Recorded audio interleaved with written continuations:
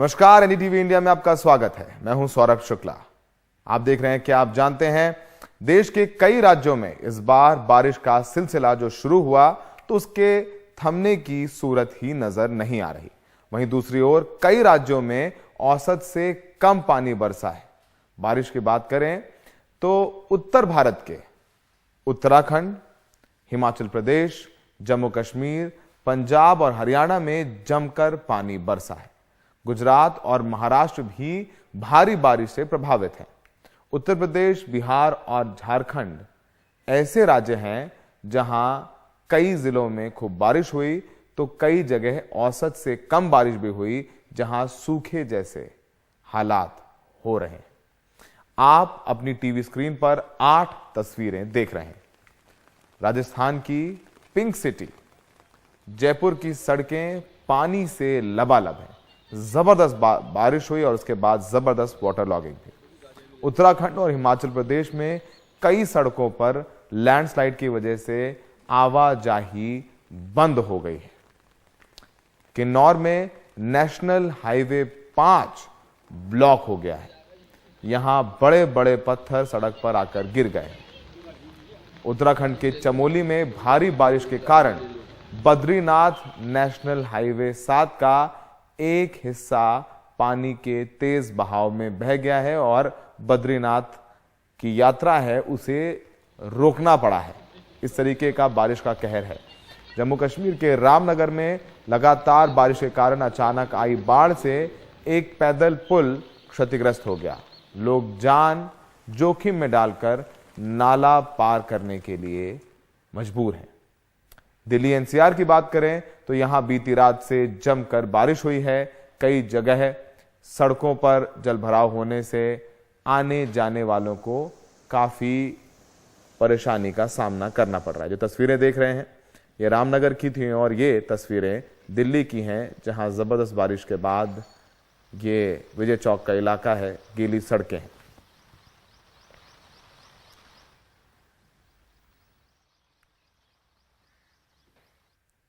तो हमने आपको तस्वीरें दिखाई कि कैसे भारी बारिश से तबाही हो रही है, सड़कें बह रही हैं, पुल बह रहे हैं, लोग परेशान हैं।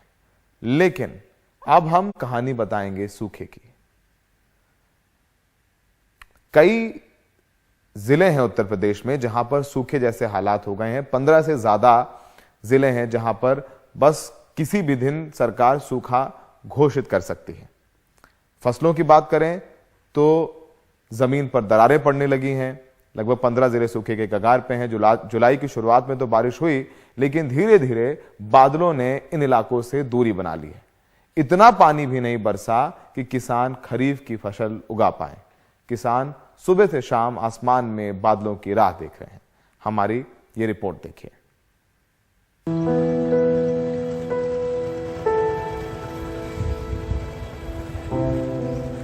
ये उत्तर प्रदेश की 2 तस्वीरें हैं। कहीं बारिश से बाढ़ है तो कहीं बारिश का अब तक इंतजार है। मथुरा, आगरा में लोग भारी बारिश से परेशान हैं, तो वहीं यूपी के कई जिलों में औसत से भी कम बारिश हुई है। सूखे के आसार हैं।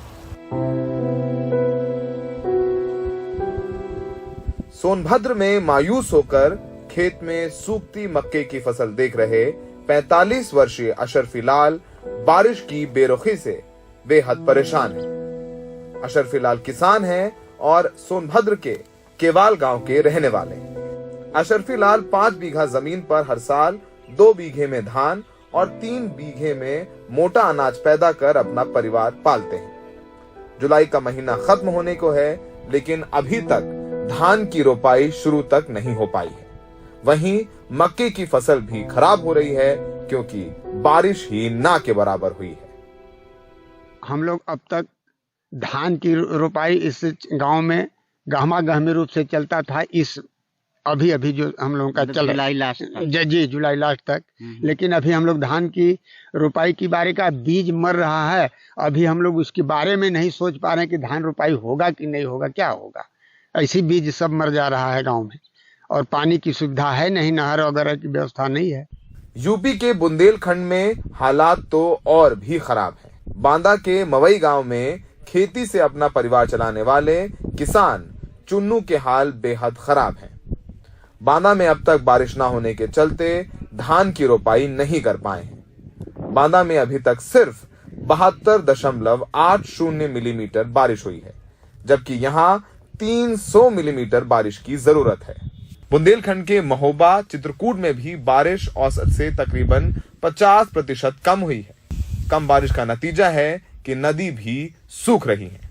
बारिश न होने से परेशान बुंदेलखंड के किसान अब उत्तर प्रदेश सरकार से सूखा क्षेत्र घोषित करने की मांग में लगे। कुछ दिन बारिश और न हुई तो इन इलाकों को सूखाग्रस्त घोषित कर दिया जाएगा। खेती के हाल चाल ये है कि पानी नहीं बरस रहा तो एक फसल चौपट हो गई, चली गई, बुआई नहीं हो पाई। अब ये चाहिए, सरकार को चाहिए कि सूखा घोषित करे, जिससे किसान को कुछ काम मिले या जो है जानवरों को चारा भूसा की व्यवस्था हो। लोग बारिश के देवता इंद्र को प्रसन्न करने के लिए तमाम तरह के टोटके कर रहे हैं। कहीं मेंढक की शादी की जा रही है तो कहीं पीपल के पेड़ पर महिलाएं पानी गिराकर इंद्रदेव से बारिश की प्रार्थना कर रही हैं।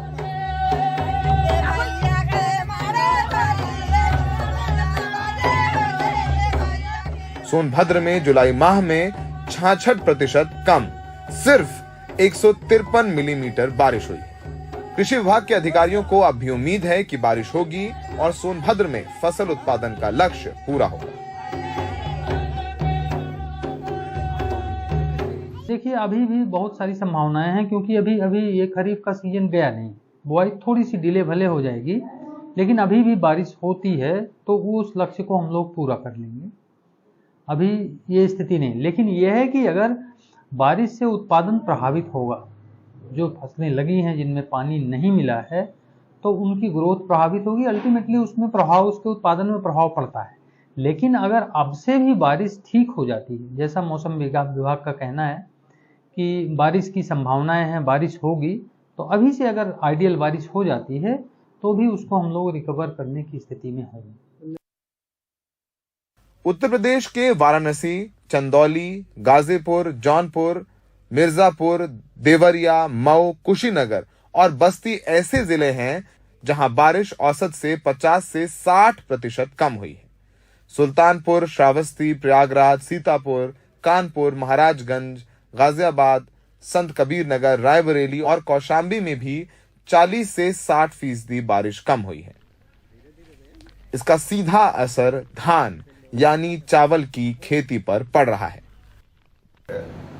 जून से सितंबर हमारे यहाँ मानसून का महीना होता है, ठीक है। अब जुलाई में बारिश कम हुई, उसका कारण हुआ कि मानसून की द्रोणिका जो है, मानसून ट्रफ जिसे हम कहते हैं, वो अपने सामान्य पोजीशन से दक्षिण की तरफ खिसक करके चली गई थी। पिछले एक हफ्ते से लगातार ये वहीं थी और जुलाई का महीना पीक बारिश का जो होता है, ये दक्षिण में चले जाने की वजह से क्या हुआ कि पूर्वी उत्तर प्रदेश, बिहार और इससे सटा हुआ मध्य प्रदेश का भाग, ये जो है थोड़ा सूखा की चपेट में आ गया। मैंने यहाँ औसत से काफ़ी कम बारिश हुई। तो इसका क्या असर आया? इसका असर यही आएगा कि धान की फसल जो है, इसके जो रोपाई है वो पूरी क्षेत्र में अभी हो नहीं पाई है।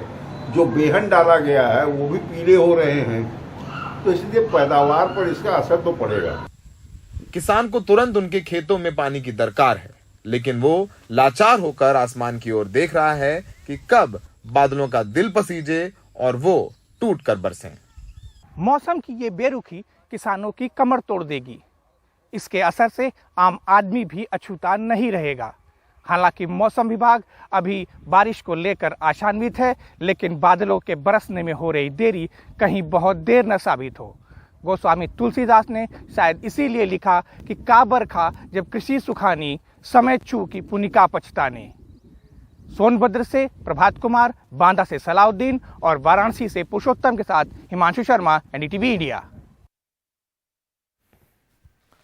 तो आपने देखा कि कैसे जहां बद्रीनाथ में सड़क बह गई, जम्मू कश्मीर में पुल बह गया, वहीं उत्तर प्रदेश के कई इलाकों में सूखे जैसे हालात हैं। यही हालात बिहार में भी होने लगे, जहां पर इस साल मानसून की बारिश औसत से कम होने के कारण किसान परेशान हैं। हालांकि राज्य सरकार ने स्थिति की गंभीरता को देखते हुए अब डीजल अनुदान देने की घोषणा की है, लेकिन अगले एक हफ्ते में वर्षा न होने पर पूरे राज्य को सूखाग्रस्त घोषित किया जा सकता है। देखिए बिहार से यह रिपोर्ट। दिक्कत यही है कि खेत में दरार तो पड़ले है, न सब्सिडी मिल रहा है कोई तरह का, न बिजली मिल रहा है। बिजली मिलता है तो 2-4-5 घंटा लाइन आया, उसके बाद गया, अब बिल तो धक्का ऐसे करता है। राजधानी पटना से सटे विक्रम प्रखंड के बगल में हताश किसान। ज्यादातर जगह जहां खेत में रोपनी हुई वो अब बारिश के अभाव में सूख रहे हैं और नहरों में भी पानी अब तक नहीं आया। और वो ऊपर वाला तो बारिश नहीं, तब कैसे क्या होगा। बहुत दूर दिन से चला रहे हैं तो 10 कट्ठा खेत नहीं भी है।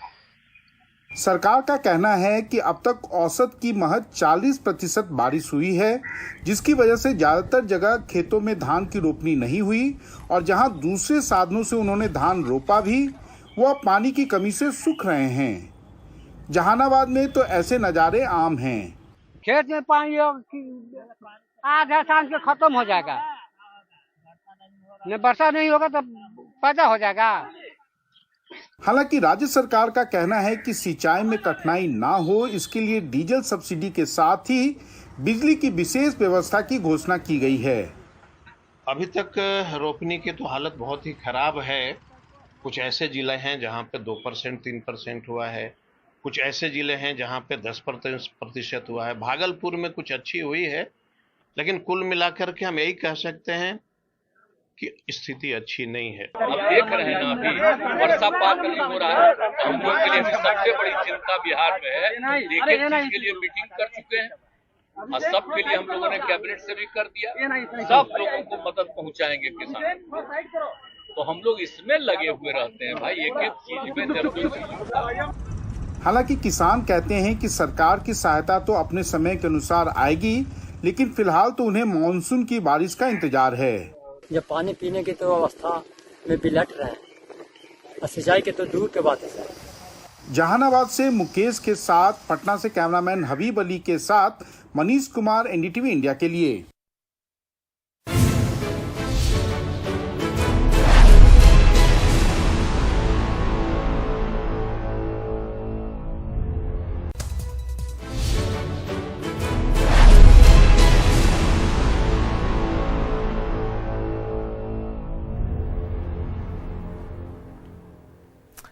जुलाई अब तक का सबसे गर्म महीना साबित हो रहा है और ये 10-20 या 50-100 साल में नहीं, बल्कि 1,20,000 साल में सबसे गर्म महीना बताया जा रहा है।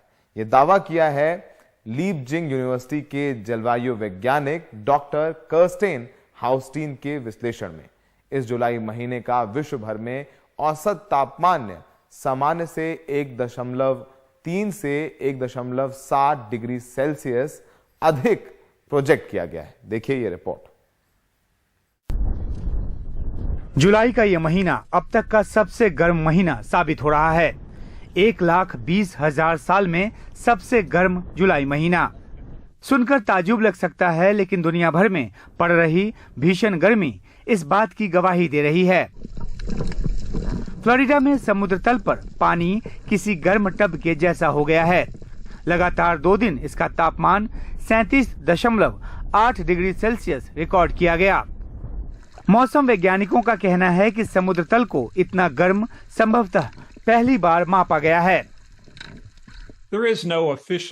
समुद्र तल के तापमान का कोई आधिकारिक रिकॉर्ड नहीं रखा गया है, लेकिन जब आप कुछ नेशनल एजेंसीज का डेटा देखेंगे तो पाएंगे कि ऐसी गर्मी पहले कभी रिकॉर्ड नहीं की गई। मेरा मतलब है कि 101.1 डिग्री फ़ारेनहाइट ऐसा पहले कभी नहीं मापा गया। हालांकि मापन में कुछ गड़बड़ी हो सकती है और अच्छी बात यह है कि चंद डिग्री कम गर्म हो सकता है। ग्रीस की गर्मी भी रिकॉर्ड तोड़ रही है। इस बुधवार को एथेंस में तापमान 40 डिग्री सेल्सियस तक पहुंच गया।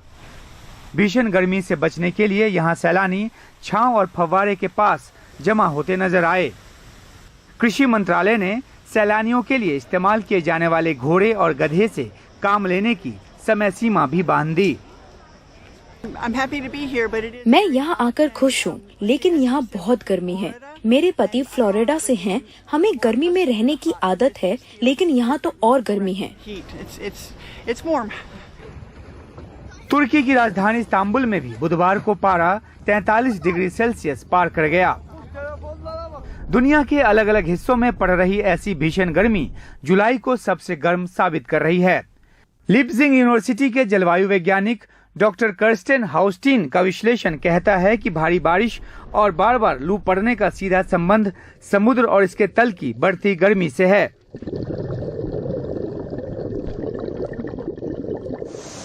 भारत में मानसून के खतरनाक होने की वजह भी जलवायु परिवर्तन है।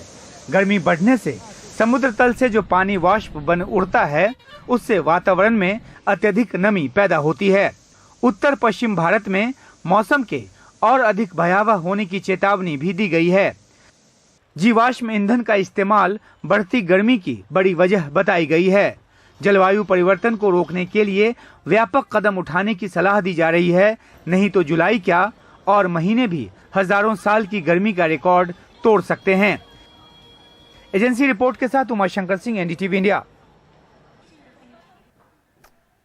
तो भले ही महीना सबसे गर्म रहा हो, तकलीफ है, लेकिन एक अच्छी बात है हम सब भारतीयों के लिए, और भारत की बात हो और बाघ की बात ना हो, ये कैसे हो सकता है। अंतर्राष्ट्रीय बाघ दिवस के मौके पर वन खाद्य श्रृंखला पिरामिड में सबसे शीर्ष पर बाघों की गिनती जारी की गई है। बाघ बचे रहेंगे तो हमारे जंगल और दूसरे जानवर भी बचे रहेंगे। देश में बाघों की बढ़ती आबादी जलवायु परिवर्तन के शमन रणनीति यानी मिटिगेशन स्ट्रैटेजी का एक बेहतरीन उदाहरण है। तो चलते चलते हमारे बाघ और उनके जंगल।